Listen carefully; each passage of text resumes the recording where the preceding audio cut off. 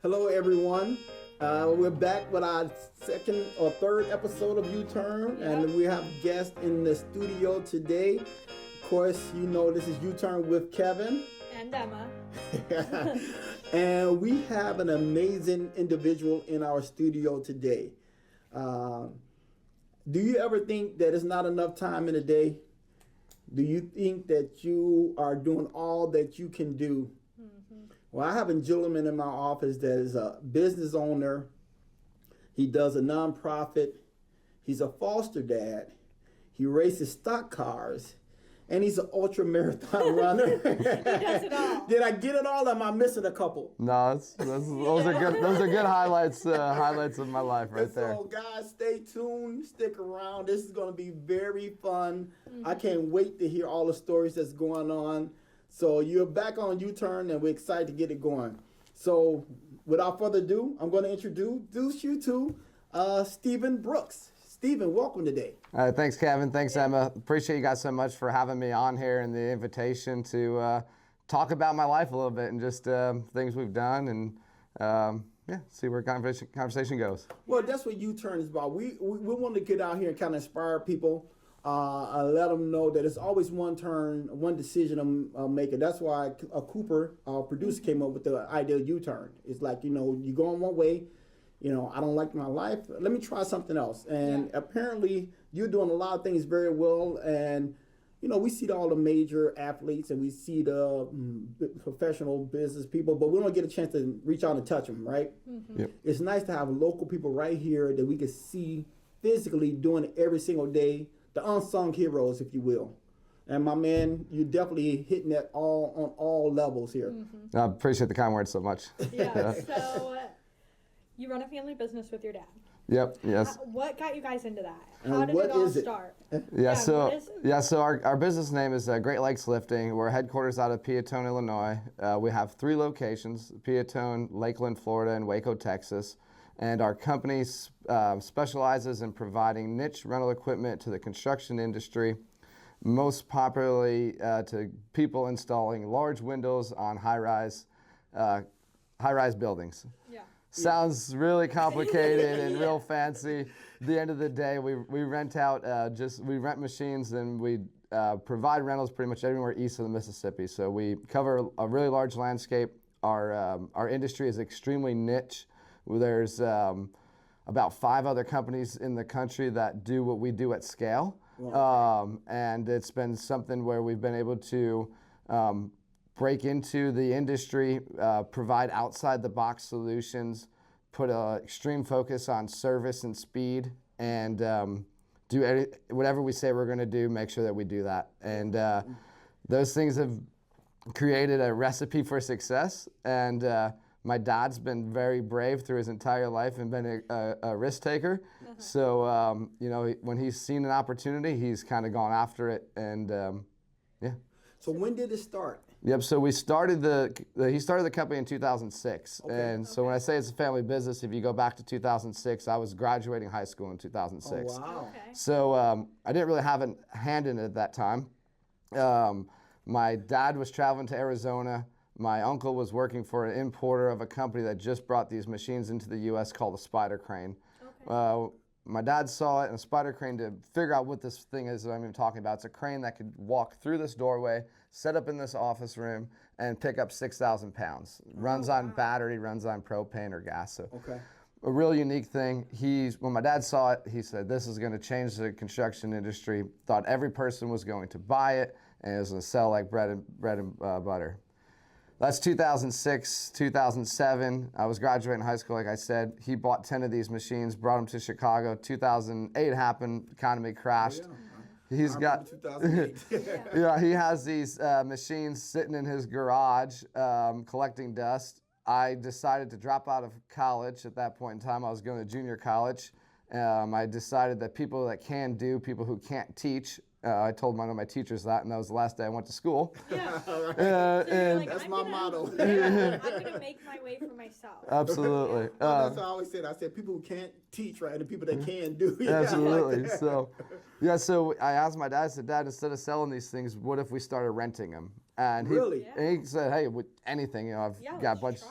bunch of money wrapped up in them. So we put a plan together, started renting the machines out for 3 to 4 years, and really the company was kind of a hobby for a while. Right. He had another business that he was full-time in, and it made money, and it would just kind of operate. We had 10 machines for like 10 years. During that time span, I decided to, I couldn't work for my dad forever. I just didn't like the feeling of, when you're the owner's son, it comes with a stigma. Oh, yeah. Yeah. So I decided to take a harder path in life and wanted to start my own company where I specialized in dismantling locomotives for 5 years. Okay. Oh, wow. Yeah, it's really another like odd thing. How do you even get into that? Yeah. I have a family connection, so networking has been huge for every part of my life. Like, Oh, yeah. the people that you don't know who you're going to meet today, where you might be able to not use them, but just connect some dots later in life to get to where you're trying to go. So a family friend happened to own a company that was the largest locomotive manufacturer in the world. Their competition was GE. Okay. Oh, wow. And they had 3 or 4 different facilities with a bunch of older locomotives on the property, a bunch of old scrap. They ran their business almost as like a junkyard where they would buy older machines, have them on inventory, and when someone was looking for that one-off part, they always had that part. Mm-hmm.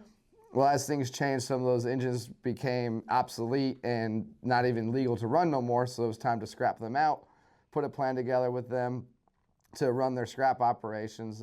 Did that for 5 years, and I learned the difference of working hard versus hard work. Mm-hmm. That was extremely hard work. We would cut locomotives up from a full locomotive down to a 3 foot by 5 foot piece. I've got scars on my hands still to prove from when I was running the torch in 100-degree weather, running a 5 foot torch, melting metal, sparks flying all over you. I can't even imagine. Yeah. Yeah, miserable.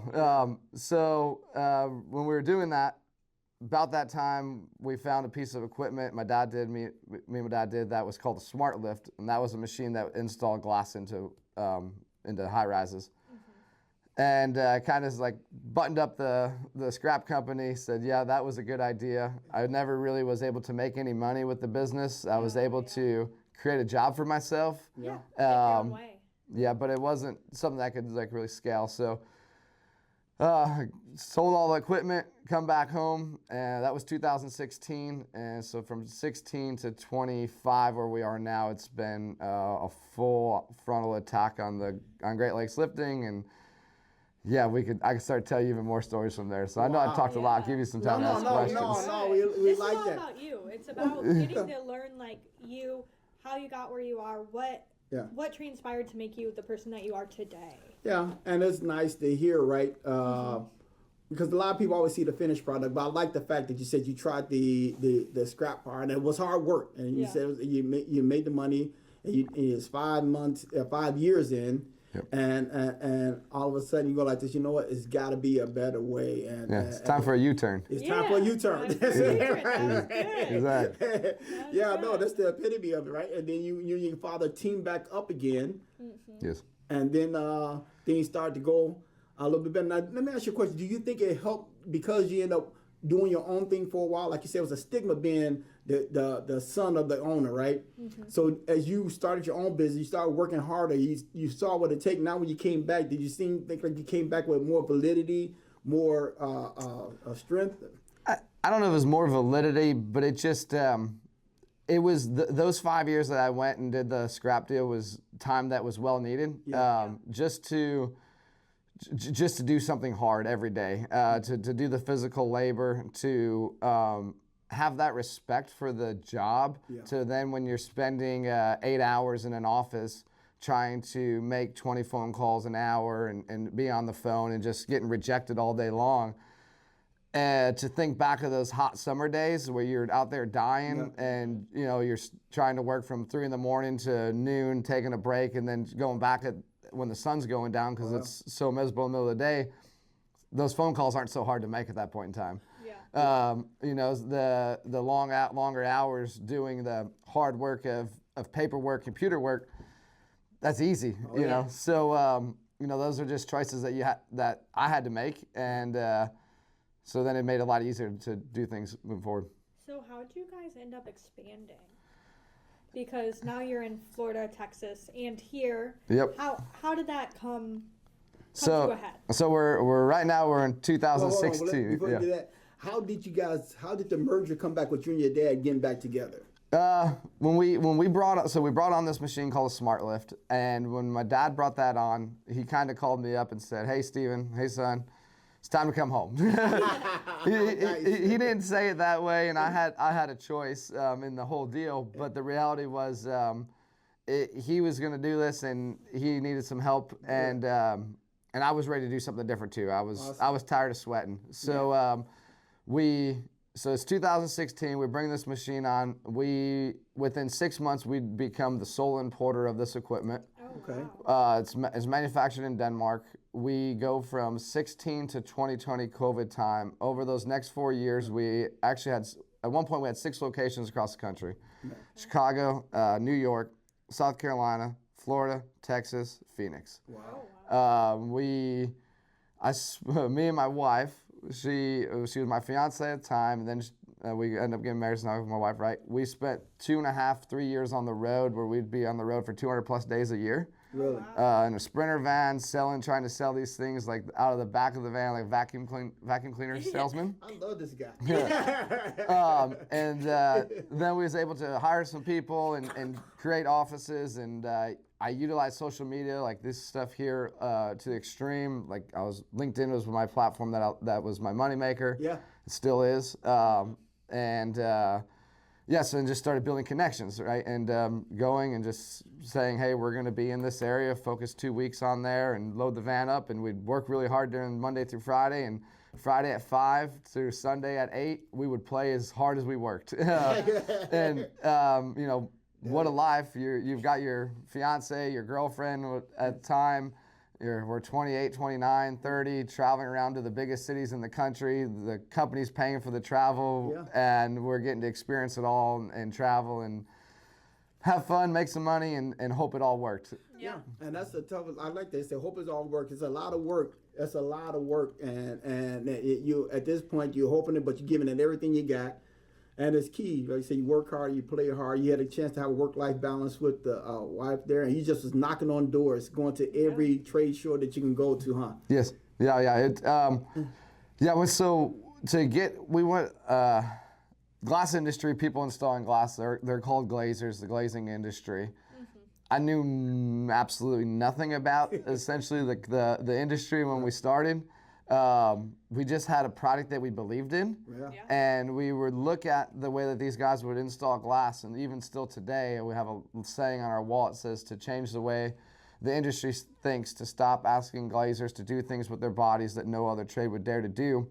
There was never really a machine that was made to handle glass with a lot of precision.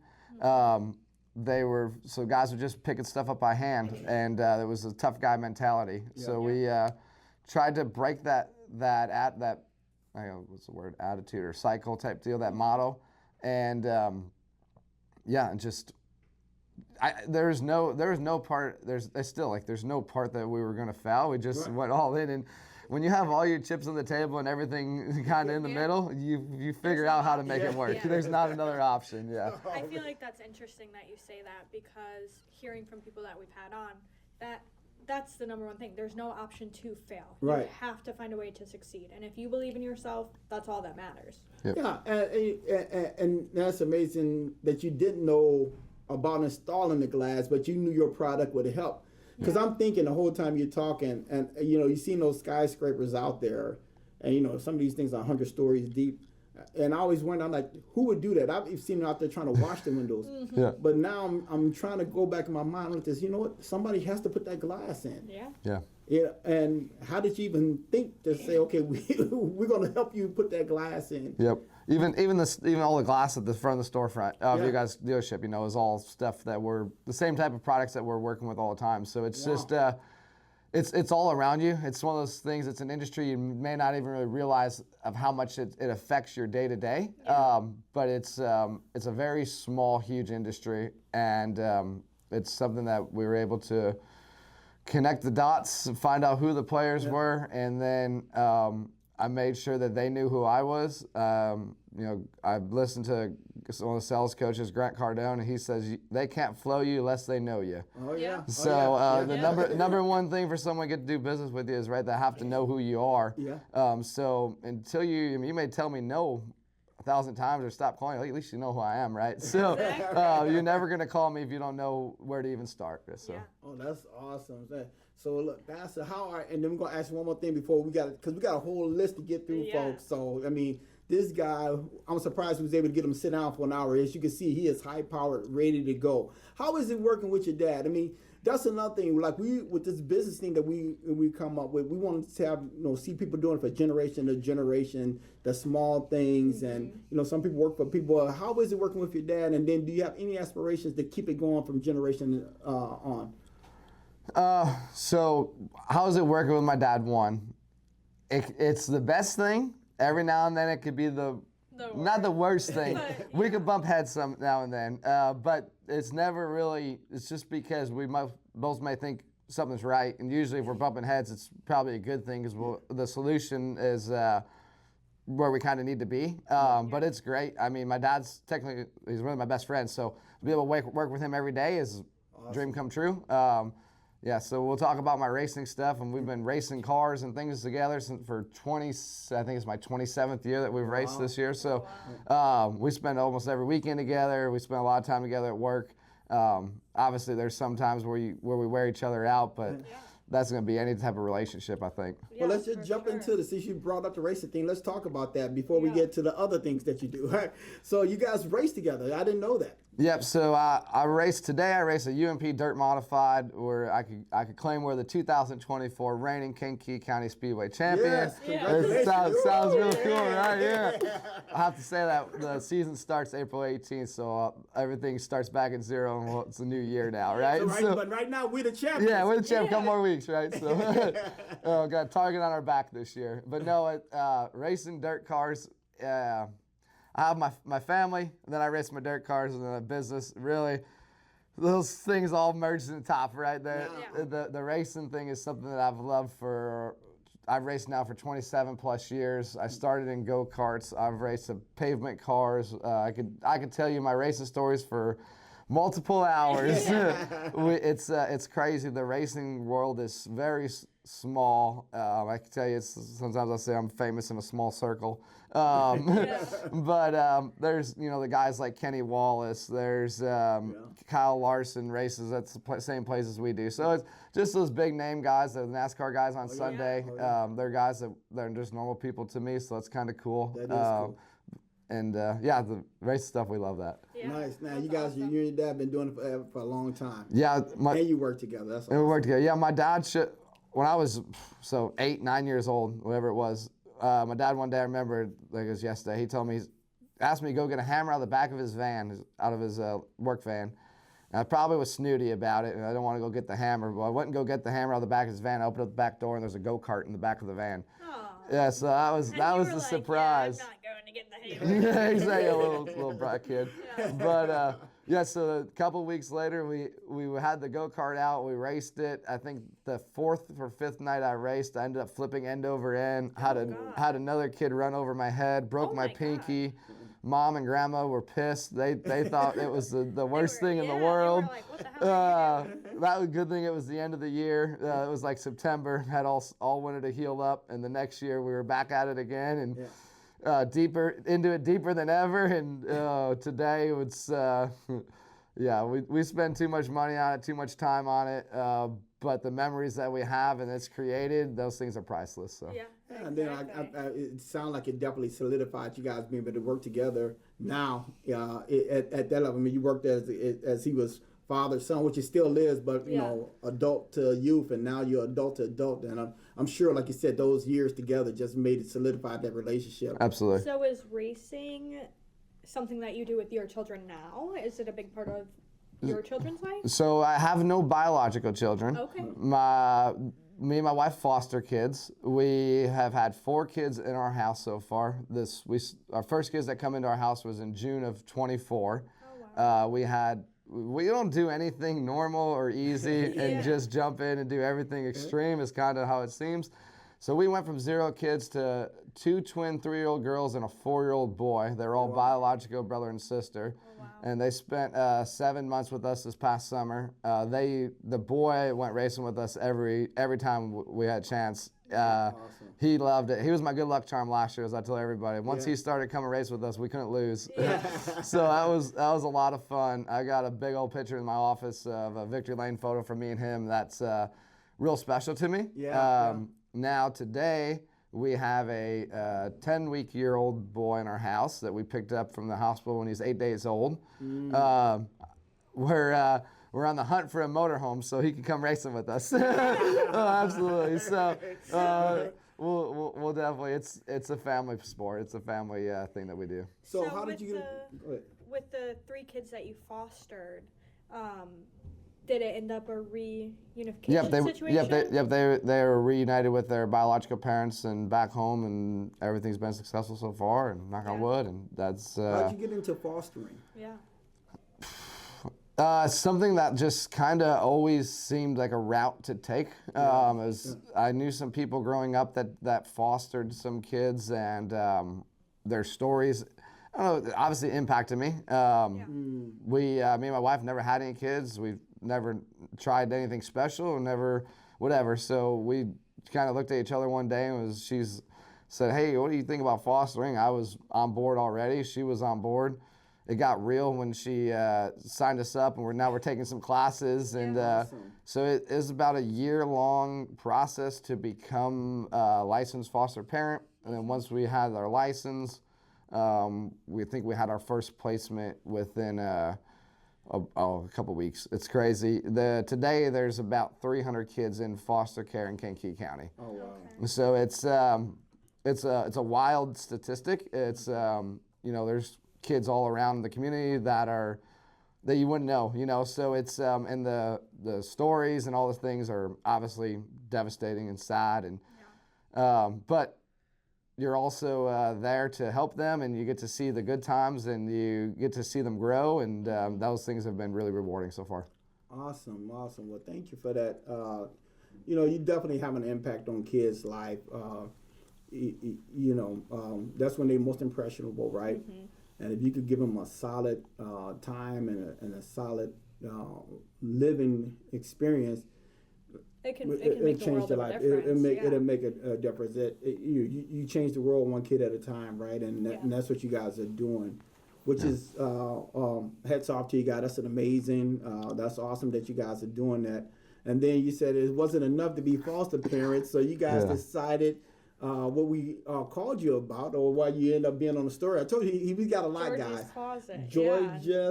Georgie's Closet. Yes, Georgie's Closet. Now, what is that all about? That's a nonprofit that you and your wife started? Yep. So we, it was I think it was about November this past year. We got a call from our caseworker, and she said, "Hey."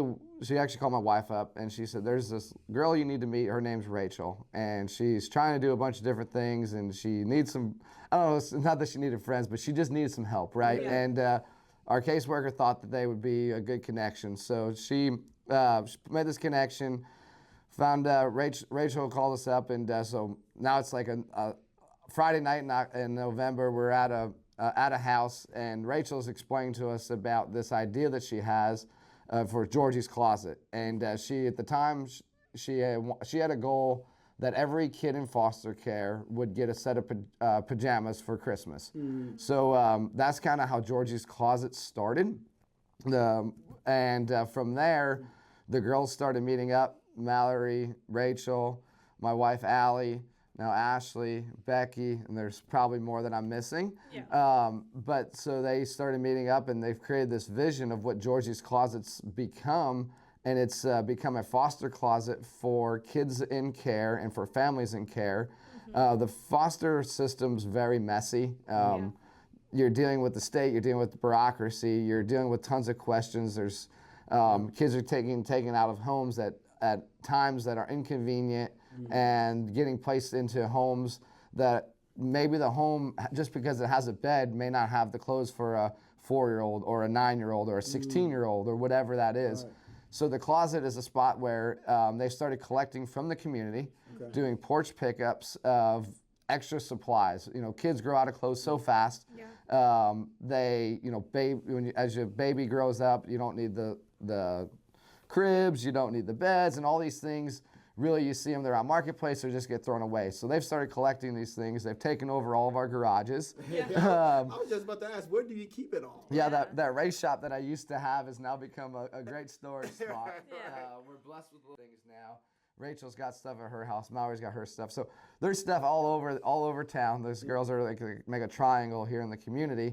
But with a goal that here, hopefully in the next 2 to 3 months, they have a actual public space where they can store the stuff instead of doing pickups on people's porches, which is a little sketchy, right? The people can come and drop it off and have select drop-off times, but more importantly, it'll be a spot where the older kids can come in and they'll have the clothes and everything on display, and they can come and pick out what they want, and to give them that dignity as a shopping experience. I love that. To have a birthday room where every kid in care is guaranteed a birthday present on their birthday. They could come in and pick out a birthday deal. That's so sweet. Spot where biological parents can have visits with their. Oh yeah, that's so like that's so touching, and it's awesome. You see these. I'm a mom, obviously, but you see these kids who have nothing, and then you guys give them a chance too. Oh yeah. So it's not just us. It's a whole community. So these girls have spearheaded it. They've gone through the process of forming a 501(c), so that way you can get the donations more and to help with the state representative Jackie Haas is doing stuff. The guys running for boards of different things. It's amazing how many people are just stepping in and helping out and digging towards this goal to have the spot here in the community locally. So it's going to happen. It's probably 2 to 3 months away, but it's on board. So it's very exciting. That is so exciting, Steven, man. But you can see it's definitely a moving situation for you guys to be heavily involved with it. Again, you're not just opening up your home to these people, which changes people's lives, but now you open it up to the kids outside your community, right? So now this whole foster community is becoming like, this is a foster parent, and you guys are forming like a community. Absolutely. And really have an impact on Kankakee County. And I'm sure, just like you did with the businesses, you're going to be institute this thing is probably going to end up going, countrywide at least, It'd be pretty cool. It's, I think every person involved in the closet probably has their own little vision of it, little things, I like to talk. I like to try to bring awareness to different things. That's one of the things that's my goal to help support the closet, right? Yeah. They've kind of keyed a phrase is fostering kindness is the phrase that they have, and I don't. There's the closet. This what they're doing. It's not a revolutionary idea. It's not something that they're the very first people to do it here. There's probably other closets in the community today, but it's just the way they're doing it's really just been awesome. The way they're trying to have it open to the community. I think that it's the ripple effect is unknown what it's going to be so far. We talk about social media and we talk about my racing stuff and all these different things of my life, right? And all these things build up to today. Well, we got a donation from somebody from the closet that I met 10 years ago at a racetrack in Minnesota that happened to add me as a Facebook friend and has followed along this journey and is now supporting this mission that I have today. So it's just so cool to see how the things that you're doing in your life affect other people's lives, good, bad, and different. They're gonna, if you're doing good, you're doing good. You're doing bad, you're doing bad. And I'm not perfect, far from perfect. Have thousands of things to do to be better, but it's just trying to do things right and trying to be a positive role model for people in the community is what we're after. And I mean, you guys really put your money where your mouth is. You and your time. And your time. You didn't just say, oh, that's so sad, like these kids, they need homes. Like, you did something about it, and that's something to be extremely proud of. Yeah, that's amazing. It again, I know we was reaching out, and I wanted to hear about the Great Lakes company. And as we started to talk, I like this guy is doing some amazing things in the community. You and your wife and people The that's board, involved. yeah. And I like the way they call it. He said you call it the closet. Yeah. That's kind of cool. Well, where did the name Georgie come from? So it's awesome. So Georgie was a foster child, and she's been in foster care since she would come out of the hospital. Illinois is the worst state for kids in foster care in the country. They prolong a lot of things, so it's just messy. So it's just a rant, and vote different. We would love to hear it. Yeah. Like, So, for example, today our lovely state representatives and governor and everybody passed a law January 1 that says if a baby is born with substance in their system, it's no longer considered abuse, and that child should go home with the biological parent. It's not considered abuse if they have substance in their system already. But so if the baby's disgusting. born with methamphetamine in them, cocaine in them, whatever that substance is, it's not considered abuse in the state of And Illinois. they just passed that law. That's a new law. But So it's that's just crazy. great Yeah, It's that that you're crazy. I didn't know that, Yeah. but that's Yeah. great that you're raising awareness for that, because I'm sure a lot of people watching also don't know that Yeah, went you into just effect. automatically assumed. That if, because my mother-in-law is a L&D nurse, and Yeah, all I've heard, like, if you test positive for drugs, like, Yeah. yeah. you don't get your baby. Nope. Yep. So it's just crazy. But yeah, that was a tangent. I forget what was even Yeah, where before that. is. But yeah. It's How Georgie's closet Oh yeah, became. George. Oh yeah, so Georgie's closet. So, and you guys edit this a little bit. So, how Georgie's closet happened. So Georgie has been in foster care since she's been two months old. She was born with drugs in her system, unfortunately, and she has been Rachel, who started the closet. It's their foster child, and they actually just got granted rights to adopt the child this month. So it's going to be really awesome. Yeah. And so Georgie's closet is kind of named just after Georgie. It's she was the reason why Rachel, I think, got started in the foster care deal. You know, and just as they kind of needed a name, why not Georgie? You know, if you saw Georgie, she's the cutest little girl in the world, and you know, she'll as she grows and as the closet grows, I'm sure she'll be a face of it and be a part of it for many years to come. Oh, that's awesome. That's awesome. Oh my Yeah. gosh. I Yeah. cannot believe that Illinois passed that law. I'm still in like Yeah, disbelief it's- because that's crazy. And then I know I've heard, like, I read some of the stories of some of the people involved in the closet who have foster children and what those children had to endure before Yeah. being able to be taken out of those homes, which I'm all for reunification, but there's also a limit to where these children don't deserve to go through that stuff. Yeah, and it's tough. It just sitting on from a personal side. My I was married before, and the first time, my wife, she had a chemical. My first wife, she had a chemical dependency, and she was addicted. And we was married. Thank God that I was able to get custody of the kids. And but it's real. I mean, addiction is real. But when it transfers to kids, they didn't have a choice in it, right? So it's now it's in their system, and they trying to deal with that would bring on a whole nother.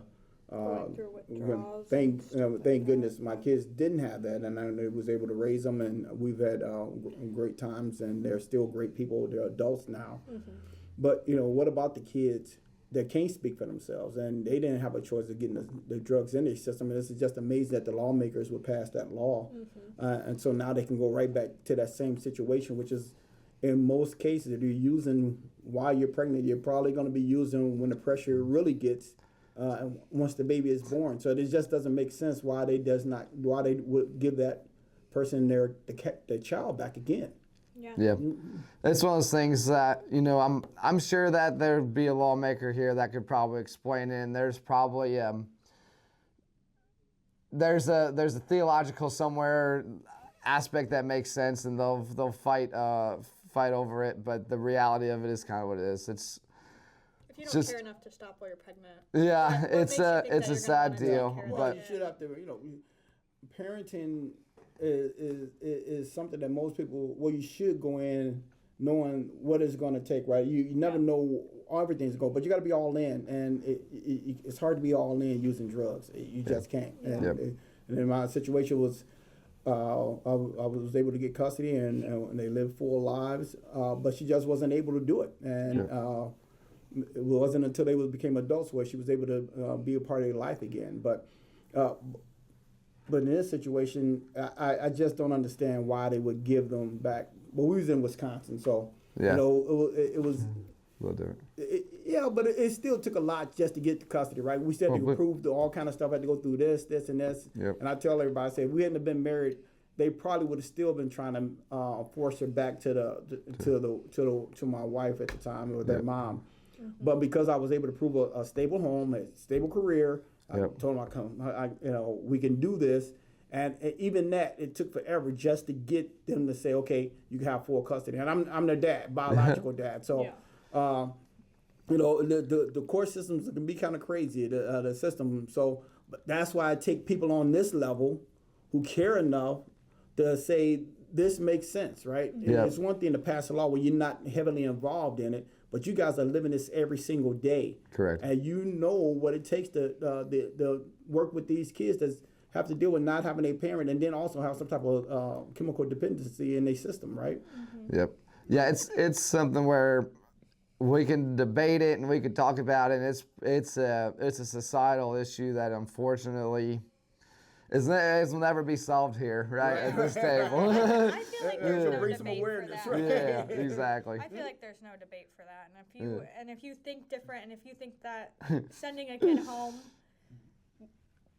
with a parent who chose to do drugs while pregnant, and you think that's okay, there's a deeper issue wrong. That's so wrong. And I feel like most people would agree with us that that is a horrible thing. And but not to harp on them a lot. I mean, I also heard that you did say you have like Jackie House, right? Is that the state representative down here? Absolutely. She's working with you guys with Georgie's Closet, so they're doing some good stuff. And everybody, unfortunately, they vote, right? So sometimes you get outvoted. So, absolutely. So you got some good people, and it look like some people that's jumping in and helping you out as well with the Georgie Closet, right? Yep, and that's the closet's already transformed and grown so much from trying to collect 300 pajamas to get them out for the kids in Christmas, right? So as it continues, and it just started November 2024. 24, yeah. Wow. So it's as new as it could pretty much be, but the effects, and as it continues to grow, as the community continues to be more involved, as more volunteers grow and continue to support the closet and people's time and efforts, and that's where I think you start to see those things change. And if not, you just keep fighting the fight, right? Like that's it. It's nothing's ever easy, and if it is easy, it's probably not the right route anyway. So let me ask you a question: if someone wanted to help with Georgie Closet, how would our viewers or our listeners, how would they support the cause? You can find Georgie's Closet on Facebook. Okay. It's really easy. It's got a really good Facebook page locally, or you go to georgiesclosetk3.com, and they've got a great website as well. And those are the two best ways to kind of get a hold of them today. And then Georgie Closet, how would you spell that? Is it E-E? J-E-O. Oh, J. Oh, no, sorry. No, G. I'm dyslexic. I'm bad. G-E-O-R.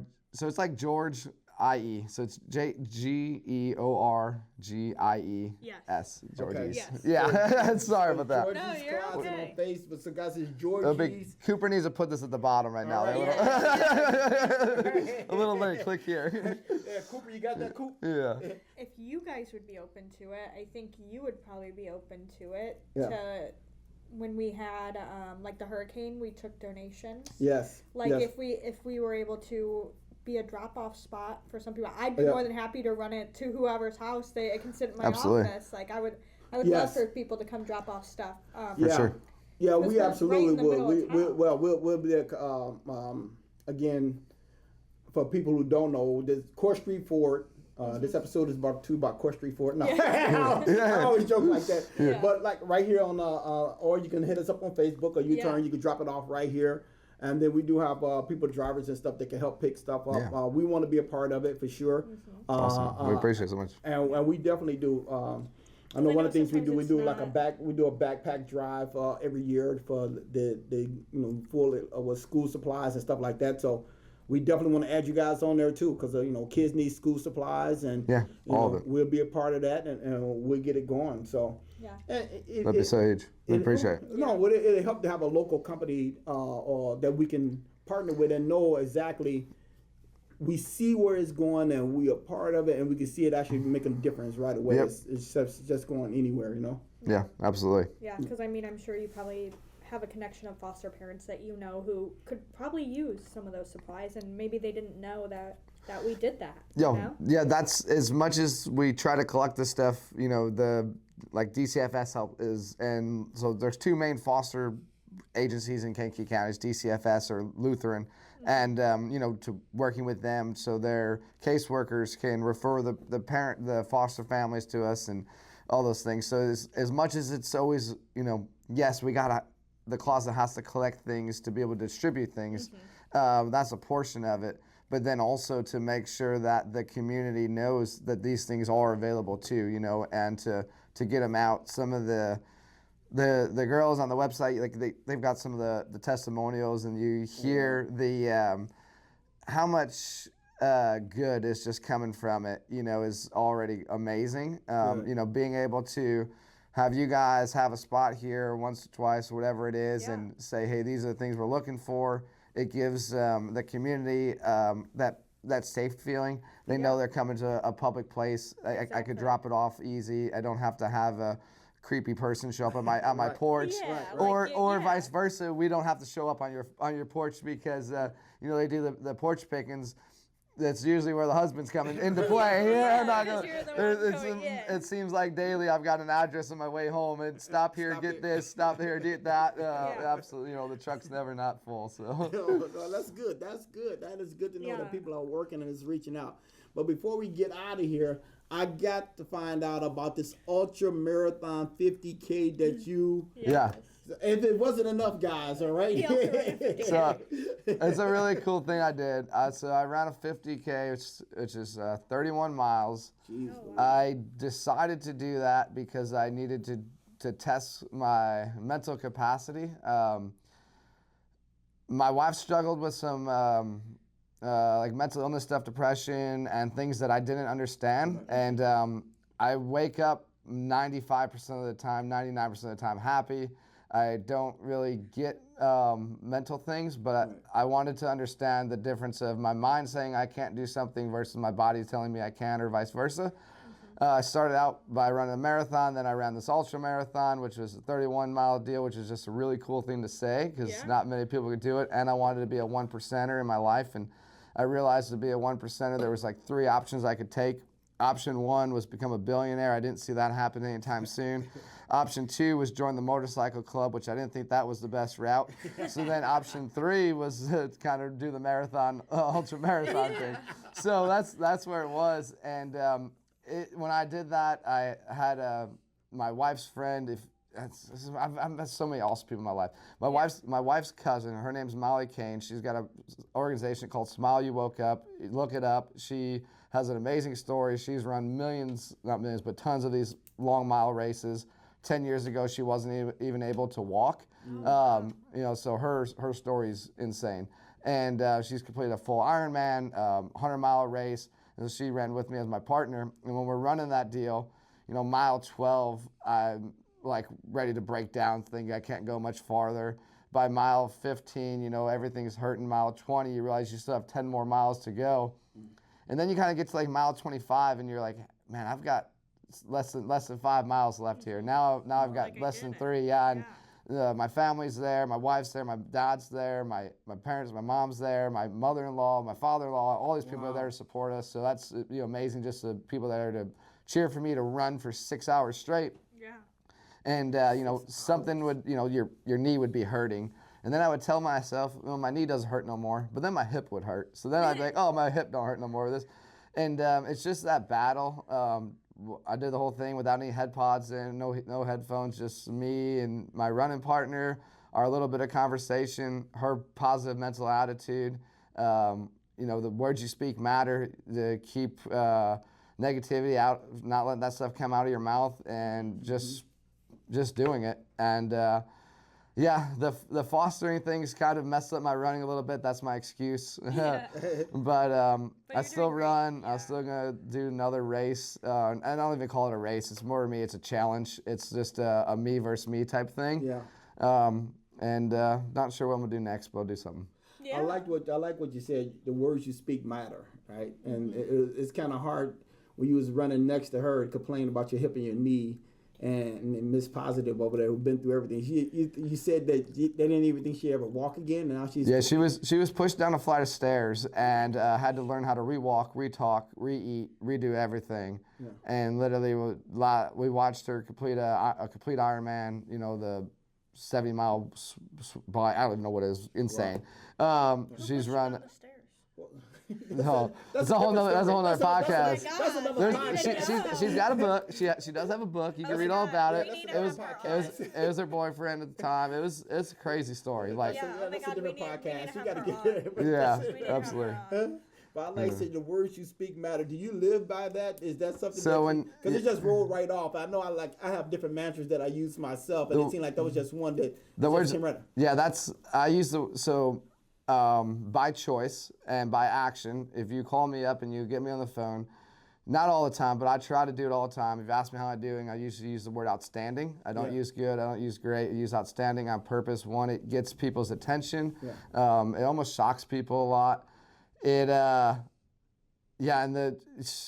have on my wall, it says create your own luck. Like, if you're telling yourself, if you're putting things into the universe that's negative, then it's going to be negative. If you're putting things in the universe saying that you're not going to be able to accomplish a task, I promise you're not going to accomplish it. Yeah. If when I was going to do my 50K, every person I met, they probably thought I was like bragging and whatnot. I was telling, hey man, I'm running this 31-mile race, this 50K.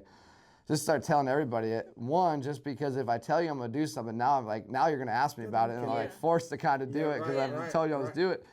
But two, just I told you guys before, when we done the business thing, failure wasn't an option. There wasn't a plan B. We already burnt the boats when we started, so we're all in on it. When we did the fostering thing, when we took in the first 3 kids, we're all in on that.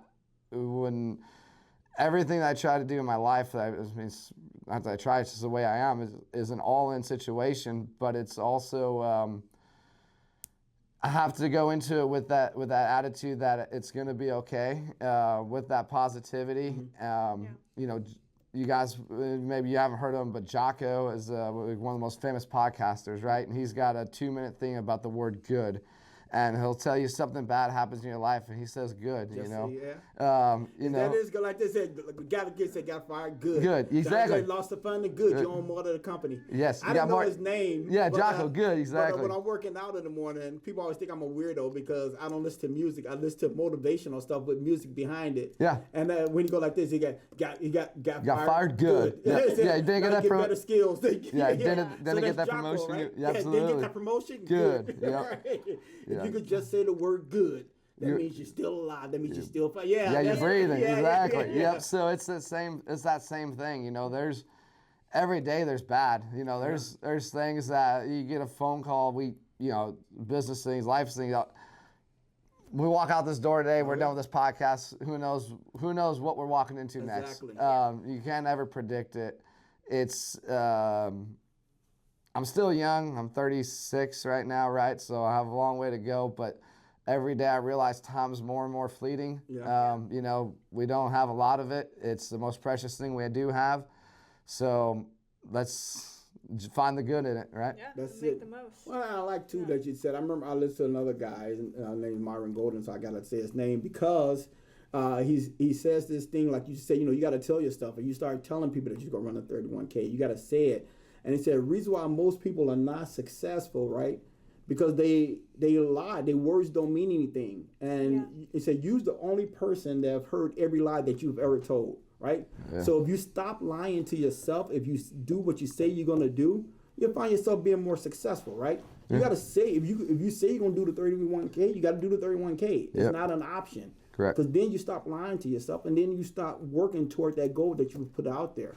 Yeah. If you used to lying about anything, then you lie about everything, and then you hear that lie, and then you can never be successful. So Yeah. I told Kevin, I said, I'm going to be your finance manager. I told him for months. I told everyone. She did. She It did. happened. She Yeah. did, and she put the action behind it.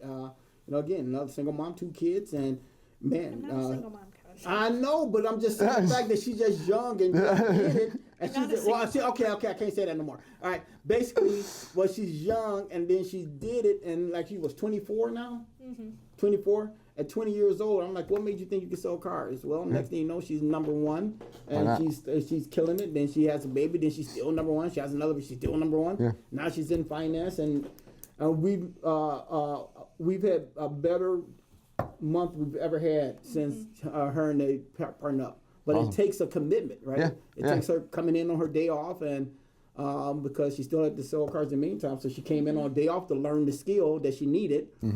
She put up her time, and she stayed late to learn it. So that's what it takes. It's just like when you were saying, you was working over 12 or 13 hours a day, cutting up pieces of metal, and then saying, you know what, me and Dad, let's partner back up again. I love that story. That's amazing. I told you guys he was going to fill up an hour, and guess what? We probably can spend up another hour with this guy because he's just been amazing. Again, we want to thank you, man. Thank you for coming out there and sharing your time and sharing your story. Appreciate We want to be a it. part of this journey, and man, you filled us up today. So you got me all pumped up. It was fantastic to meet you. Thank you guys for having me out. It's been fun. It's always fun to talk about yourself, right? Who doesn't like to talk about themselves? You're the first podcast guest to make me cry too. All right, we're doing good. It was just so touching. That's awesome. Yeah, that is. Yeah, you know, I hopefully- didn't even think you even had emotions. Yeah. we'll break them down here. Again, thank you so much, you guys, and you got it. And also, check out his company. They're already busy and everything like that, but it's called Great Lakes. GreatLakesLifting.com. Great Lakes If you Lifting. know anybody that needs to lift anything smooth, flat, or in a small, tight area, we probably got equipment for you. And I'm sure we're going to put that on there too, so you guys can click into that as well. So again, thank you guys. Thank you for tuning in to U-Turn. And you've heard this story just like this, and we say it all the time. Only you can make the turn. You can make the decision. You can decide what your life is going to be like. Thanks again for tuning in, guys. Like, comment, and subscribe. And you got Kevin and Emma.